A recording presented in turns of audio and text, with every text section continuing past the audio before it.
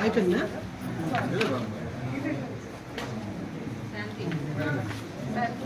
అతను చేయి పట్టుకునే పేరు ఉండండి. ఆయన అయినట్టు మీరు వెళ్ళిపోతారు.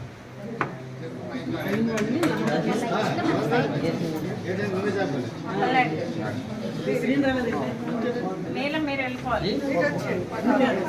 అక్కడ ఉండండి.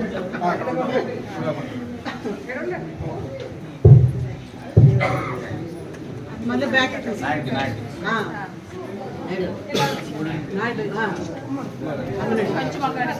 ఒకటి మీరిద్దరు పక్కల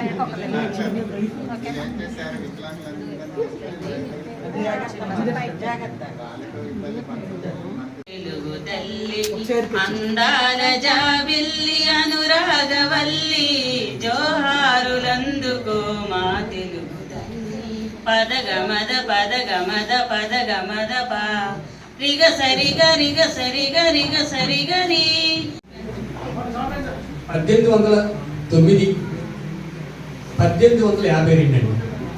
ఈ 2 సంవత్సరాల మధ్యకాలం అంధులకు ఒక సువర్ణ యుగం.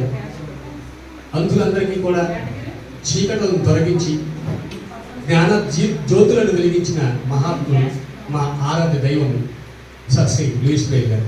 వారు 1809వ సంవత్సరం జనవరి 4వ తేదీన కూవ్రే అనే గ్రామం ఫ్రాన్స్ దేశంలో ఉంది. ఫ్రాన్స్ సమీపంలో 20 కిలోమీటర్స్ దూరం. 1809 1852 అండి. ఈ 2 సంవత్సరాల మధ్యకాలం అంధులకు ఒక సువర్ణ యుగం. అంధులందరికీ కూడా చీకట్లను తొలగించి జ్ఞాన జ్యోతులను వెలిగించిన మహాత్ములు మా ఆరాధ్య దైవం శ్రీ లూయిస్ బ్రెయిలీ గారు. వారు 1809వ సంవత్సరం జనవరి 4వ తేదీన కూవ్రే అనే గ్రామం ఫ్రాన్స్ దేశంలో ఉంది. ఫ్రాన్స్ సమీపంలో 20 కిలోమీటర్స్ దూరం. మనకి 4 రకాల వాళ్ళకి మనము 4% రిజర్వేషన్ ఉంది కదండి. Visually impaired, hearing impaired, orthopaedically, mentally. 4గిట్లో కూడా చూడండి, ఇది మనం చాలా ఆనందించాల్సిన విషయము. అలాగే ఇంకా ముందు ముందు కూడా మేము మా శాఖ నుంచి మీకు అవసరమైన సహాయ సహకారాలన్నీ కూడా ఎప్పుడూ అందిస్తాము. అలాగే మీరంటే ఉన్న అభిమానంతోనే మన కాంపౌండ్ లో ఉన్న ప్రతి ఉన్నప్పుడు కానీ మాకు ఖచ్చితంగా మాకు జిల్లా ఆఫీస్ వారిని సంప్రదించినట్లయితే మేము వెంటనే దానికి సంబంధించిన వారికి తెలియచేసి మీకు ఆ వచ్చిన సమస్యలు ఏవైనా కూడా మేము ఇమీడియట్ గా కూడా పరిష్కారం అందించగలమని ఈరోజు లూయి బ్రెయిలీ జన్మదిన సందర్భంగా తెలియజేస్తున్నాము. అలాగే మనం లాస్ట్ ఇయర్ అనుకున్నాము నెక్స్ట్ ఇయర్ కి చాలా ఎక్కువ మంది రావాలని, కానీ చాలా బాగా వచ్చారు. నిజంగా చాలా సంతోషించదగిన విషయం.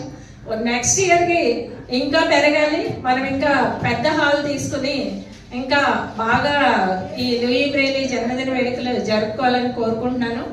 ఈ రోజు లూయిస్ బ్రెయిలీ పుట్టినరోజు సందర్భంగా ఇక్కడికి విచ్చేసినటువంటి అందరి సోదరులందరికీ కూడా లూయిస్ బ్రెయిలీ గారి పుట్టినరోజు శుభాకాంక్షలు మీకు నేను తెలియజేస్తున్నాను. ఇక్కడ మీరందరూ వచ్చిన విశేషం ఏంటంటే లూయిస్ బ్రెయిలీ గారి 2016వ పుట్టినరోజు ఆయన చేస్తూ ఉంటే ఆయన లిపి ద్వారా ఇంతమందికి ఆయన పునర్జన్మని ఇచ్చినట్టుగా నేను భావిస్తున్నాను. మేము చిన్నప్పటి నుంచి కూడా మా పీటీ మాస్టర్కి 6 మంది పిల్లలు, వాళ్ళల్లో చిన్నక్క, శోభారాణి మేడం అని 2 బాగుంటారు. మిగిలిన 4 కూడా ఉండేవాళ్ళు. ఆ అన్నయ్య వాళ్ళు ఇద్దరు కూడా ఒకరు టీచర్ గా, ఒకరు బ్యాంకులో క్లర్క్ గా పనిచేస్తూ మంచి పదోన్నతితో వాళ్ళు రిటైర్ అయ్యారు. అంటే మేము చిన్నప్పుడు ఒక 7-8 సంవత్సరాల వయసులో వాళ్ళతోనే మేము అన్ని రకాలుగా మేము చదువుకునేది కూడా, మేము తప్పు చదివితే కూడా అన్న వాళ్ళు గ్రహించి మాకు నువ్వు తప్పు చదువుతున్నావని చెప్పేవాళ్ళు. అంటే ఇప్పుడు మనం ఎవరూ చూడలేదు, అలాంటి మూడో నేత్రమే మీ అందరూ కూడా అని నేను తెలుసుకున్నాను. నాకు ఈ అవకాశం ఇచ్చిన ఏడీ డిజేబుల్డ్ మేడంకి మరియు గౌరవ పెద్దలకు నా కృతజ్ఞతలు తెలియజేస్తున్నాను. ఇవాళ లూయిస్ బ్రెయిలీ గారి 216వ జన్మదినాన్ని, అంటే 216 సంవత్సరాలు అయినప్పటికీ మనం ఇంత ఇలా ఘనంగా జరుపుకోవడానికి ప్రధానమైన కారణం ఆయన ఫేస్ చేసిన ఒక ప్రాబ్లమ్ని సంబంధించి దాన్ని ఓవర్కమ్ అవ్వడానికి ఒక లిపిని కనుగొని, బ్రెయిలీస్ లిపిని కనుగొని ఇన్ని ఏళ్ల తర్వాత కూడా దాన్ని మనందరం గుర్తు చేసుకునేటట్టు చేశారంటే ఒక మంచి కార్యక్రమం. సో అలాగే మనందరం కూడా మనకున్న ఈ కల్పించబడిన అవకాశాన్ని ఒక గుర్తుండే రకంగా మనం ముందుకు వెళ్ళాలని కోరుకుంటూ, అలాగే ఇప్పుడే మన మేడం గారు కూడా చెప్తున్నారు, ఒక